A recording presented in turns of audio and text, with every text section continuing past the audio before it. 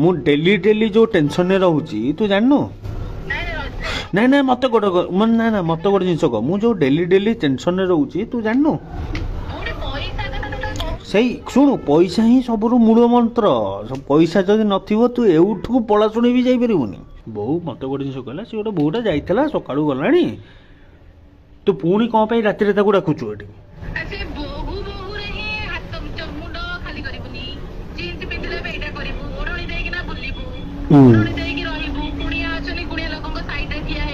ହଁ ନାଇଁ ସବୁ ଜିନିଷ ଦେଖିବାକୁ ପଡେ, ଗୋଟେ ଯେହେତୁ ବୋହୂ ଗୋଟେ ଦେଖିବାକୁ ପଡେ।